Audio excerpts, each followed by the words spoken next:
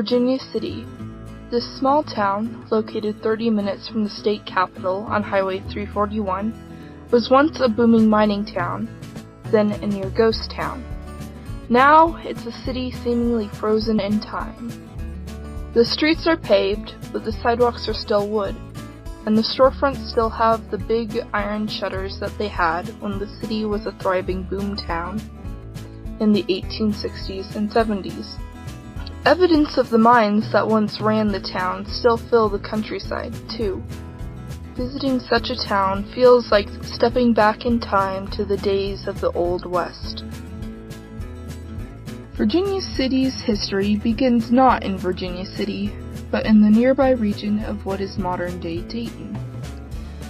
Gold was first discovered in this region in the spring of 1850 by Mormon immigrants waiting to cross the Sierra Nevada mountains. This small lode attracted a community of miners who had settled the area by 1853 to pan the Carson River and dig for gold. As 6 years passed, the gold dried up, and prospectors began to move up the stream towards the source, moving around 5 miles to a spot that would prove to be the north end of the Comstock lode. 2 years later, a pair of Irish immigrants, Peter O'Reilly and Patrick McLaughlin, struck gold. However, the two were told by one Henry Comstock that he had a claim on the land. Comstock claimed credit for discovering the gold, and the load of ore discovered there, worth well over $1 billion in total today, was named after him. Almost overnight, Virginia City became a booming mining town. By 1863, the population had swelled from around 2,000 in 1859 to over 15,000, eventually peaking at around 25,000. People came at first for the gold, but found it difficult to mine due to the blue-grade mud that clogged troughs and stuck to picks. However, upon discovery that this seemingly worthless mud was actually high-quality silver ore, the boom only grew. It was Virginia City's silver that granted Nevada its statehood. For the Union, entrenched in the Civil War, the masses of wealth the boomtown's mining offered were very useful. It was Virginia City's mines, in part, that led to President Lincoln granting the Nevada Territory statehood, despite it being well below the constitutional population requirements. This Virginia City, of a new Nevadan state, was the epitome of the Wild West, with gambling, a lively red light district, and saloons on every corner. The so-called Silver Kings, John Mackey, James Graham Fair, James C. Flood, and William S. O'Brien, owned the huge mines that brought up more than $36 million annually in silver ore. Prospectors came from around the world to make their fortune. The miners of Virginia City were the best paid in the world at the time, and for good reason. Mine work was hot, dangerous, dirty work. Accidents such as cave-ins and flooding were a constant threat. This mining, however, made Virginia City one of the richest cities in the world. It was the silver and gold from these mines that built San Francisco. Virginia City could be described as the shining example of the frontier.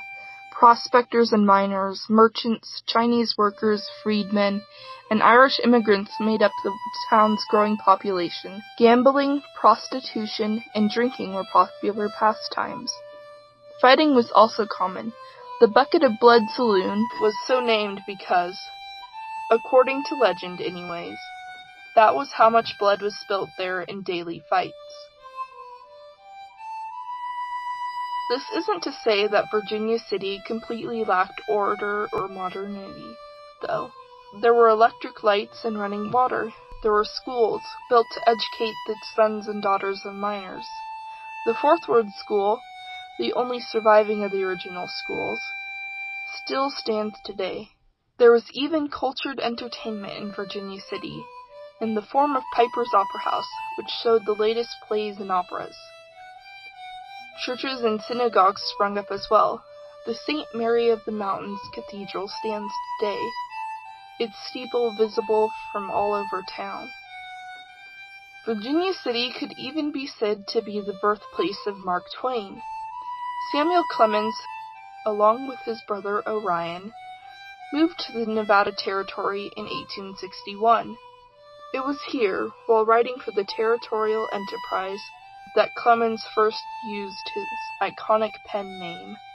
Twain lived in Virginia City for several years, and visited twice more in his life. It was undoubtedly the energy and ambition of the city that helped to inspire his writing. Unfortunately, Virginia City's prosperity didn't last. The Coinage Act of 1873 devalued silver by switching the dollar strictly to the gold standard. By the 1880s, the mines had largely dried up, with the quality of the ore left not worth the cost of extracting it.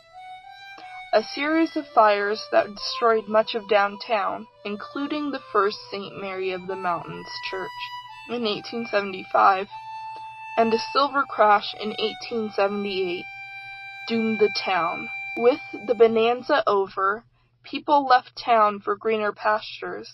By 1930, the population had dropped to about 100. Slowly, though, Virginia City began to revive. In 1961, it was designated a National Historical Landmark.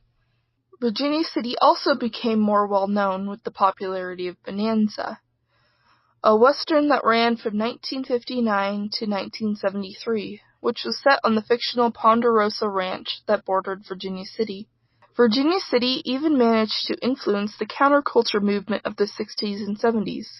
Starting in the summer of 1965, the Red Dog Saloon, located in downtown Virginia City, began hosting then unknown bands like the Charlatans and Big Brother and the Holding Company. The Red Dog Experience, as it came to be known, was the forerunner to the folk music concerts of the hippies, complete with psychedelic drugs. The saloon became a sending-off point for many bands of the era. The man who recruited these groups, Chandler Laughlin, better known as Travis T. Hip, is even credited with coining the word hippie.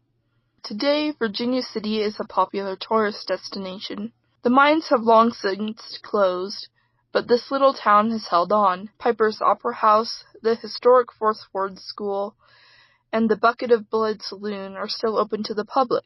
C Street looks much as it would have back in Virginia City's heyday, mirroring the town motto, "Step back in time." Virginia City is a town that has held on through much and will continue to carry on into the future.